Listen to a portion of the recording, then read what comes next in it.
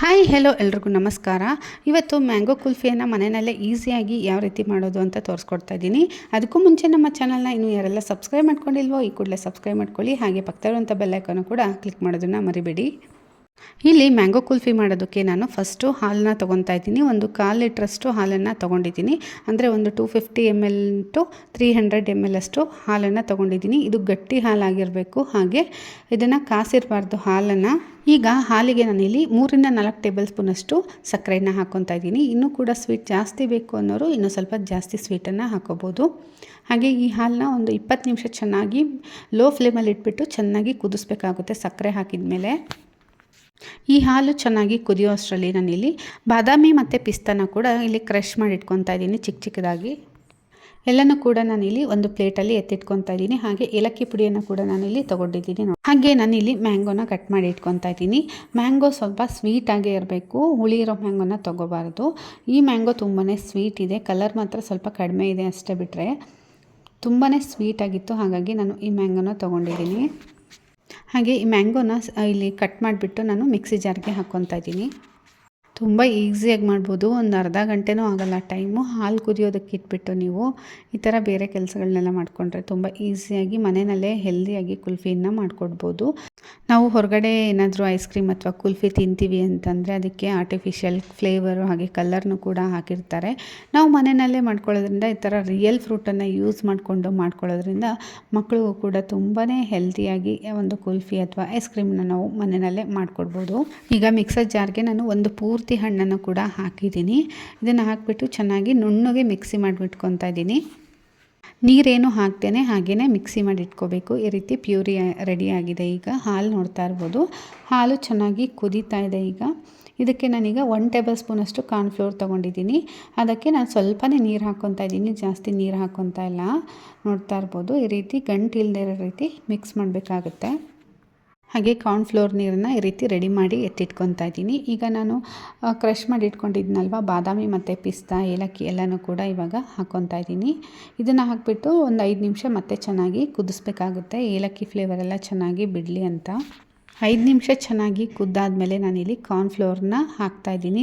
Cornflour ನೀರು ready ಮಾಡಿ ಇಟ್ಕೊಂಡಿದ್ನಲ್ವ ಆಗಲೇ ಅದನ್ನು ಹಾಕಿಬಿಟ್ಟು ಈ ರೀತಿ ಮಿಕ್ಸ್ ಮಾಡಬೇಕಾಗುತ್ತೆ. ಯಾವುದೇ ರೀತಿ ಗಂಟಿಲ್ದೇ ಇರೋ ರೀತಿ ನಾವು ಹಾಲನ್ನು ಈ ರೀತಿ ಮಿಕ್ಸ್ ಮಾಡ್ತಾನೆ ಇರಬೇಕು.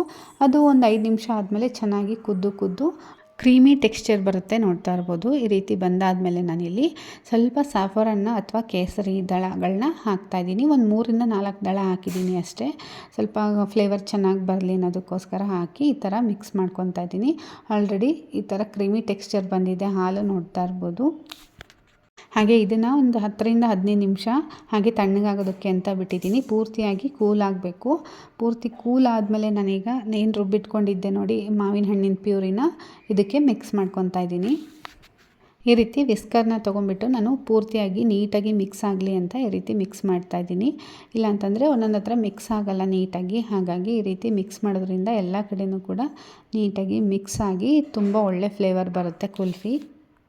ಹಾಗೆ ಈ ಥರ ಕುಲ್ಫಿ ಮೋಲ್ಡ್ಗಳು ಸಿಗುತ್ತೆ ನಿಮಗೆ ಆನ್ಲೈನಲ್ಲಿ, ಬೇಕಂದರೆ ತರಿಸ್ಕೋಬೋದು. ಇಲ್ಲಾಂತಂದರೆ ಲೋಟದಲ್ಲಿ ಬೇಕಿದ್ದರೆ ನೀವು ಹಾಕಿ ಇಡ್ಬೋದು. ನಾನಿಲ್ಲಿ ಕುಲ್ಫಿ ಮೋಲ್ಡಲ್ಲಿ ಹಾಕ್ತಾಯಿದ್ದೀನಿ. ಈ ಥರ ನೋಡ್ತಾ ಇರ್ಬೋದು ಎಷ್ಟು ಗಟ್ಟಿಯಾಗಿದೆ, ಕ್ರೀಮಿ ಟೆಕ್ಸ್ಚರ್ ಬಂದಿದೆ. ಈ ರೀತಿ ಬಂದರೆ ಕುಲ್ಫಿ ಮಾತ್ರ ತುಂಬಾ ಚೆನ್ನಾಗಾಗುತ್ತೆ. ಹಾಗೆ ಫ್ಲೇವರ್ ಕೂಡ ಸಖತ್ತಾಗಿರುತ್ತೆ, ಯಾಕಂದರೆ ಮ್ಯಾಂಗೋ ಫ್ಲೇವರ್ ಅಲ್ವಾ. ಸೊ ಎಲ್ಲರೂ ಕೂಡ ತುಂಬಾ ಇಷ್ಟಪಟ್ಟು ತಿಂತಾರೆ. 4 ಮೋಲ್ಡ್ಗೂ ಕೂಡ ನಾನು ಹಾಕಿ ಇಡ್ತಾಯಿದ್ದೀನಿ. ಹಾಗೆ ಅದಕ್ಕೆ ಈ ರೀತಿ ಕ್ಯಾಪ್ಗಳನ್ನ ಕೂಡ ಕೊಟ್ಟಿರ್ತಾರೆ. ಈ ರೀತಿ ಕ್ಯಾಪ್ಗಳನ್ನ ಹಾಕಿಡೋದ್ರಿಂದ ಮೇಲ್ಗಡೆ ಏನು ಐಸ್ ಥರ ಕಟ್ಟುತ್ತಲ್ವ, ಈ ಥರ ಇಡೋದ್ರಿಂದ ಐಸ್ ಲೇಯರ್ ಏನು ಬರೋದಿಲ್ಲ, ಕ್ರೀಮಿಯಾಗಿ ಬರುತ್ತೆ. ಐಸ್ ಕ್ರೀಮ್ ಮಾತ್ರ ತುಂಬಾ ಚೆನ್ನಾಗಿ ಬರುತ್ತೆ ಕುಲ್ಫಿ. ಹಾಗೆ ಈ ಥರ ಐಸ್ ಕ್ರೀಮ್ ಸ್ಟಿಕ್ಸ್ನ ನೀವು ತಂದಿಟ್ಕೊಂಡಿರ್ಬೋದು ಮನೆಯಲ್ಲಿ. ಈ ಥರ ಮೋಲ್ಡು ಹಾಗೆ ಐಸ್ ಕ್ರೀಮ್ ಸ್ಟಿಕ್ಸ್ ಇತ್ತು ಅಂದರೆ ಯಾವಾಗ ಬೇಕಾದರೂ ನೀವು ಐಸ್ ಕ್ರೀಮ್ ಅಥವಾ ಈ ಥರ ಕುಲ್ಫಿನ ಮಾಡಿ ಕೊಡ್ಬೋದು ಮಕ್ಕಳಿಗೆ. ಹೊರಗಡೆಯಿಂದ ತಂದು ಕೊಡೋ ಬದಲು ಈ ಥರ ಒಂದು 4 ಮನೆಯಲ್ಲಿ ಮಾಡಿಟ್ಬಿಟ್ರೆ ಸೊ ಯಾವಾಗ ಬೇಕಾವಾಗ ಒಂದೊಂದು ತಗೊಂಡು ತಿಂತಾರೆ ಮಕ್ಕಳು.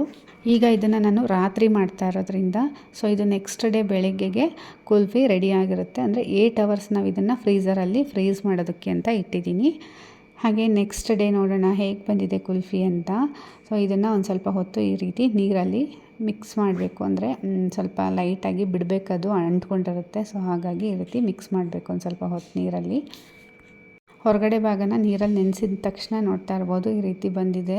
ಸಖತ್ ಕ್ರೀಮಿಯಾಗಿ ಬಂದಿದೆ ನೋಡ್ತಾ ಇರ್ಬೋದು. ಕುಲ್ಫಿ ತಿನ್ನೋದಕ್ಕಂತೂ ಸಖತ್ ಟೇಸ್ಟಿಯಾಗಿತ್ತು.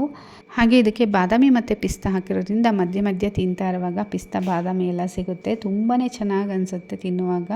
ಸೊ ಮಕ್ಕಳಂತೂ ತುಂಬಾ ಇಷ್ಟಪಟ್ಟು ತಿಂದರು. ನಮ್ಮ ಮನೇಲಿ ಎಲ್ಲರೂ ಕೂಡ ತುಂಬ ಟೇಸ್ಟಿಯಾಗಿ ಬಂದಿದೆ ಅಂತಲೇ ಹೇಳಿದ್ರು. ಮಕ್ಕಳಾಗಲಿ ನನ್ನ ಹಸ್ಬೆಂಡ್ ಆಗಲಿ ಎಲ್ರಿಗೂ ಕೂಡ ಒಂದೊಂದು ಕುಲ್ಫಿ ಮಾಡಿದ್ದೆ.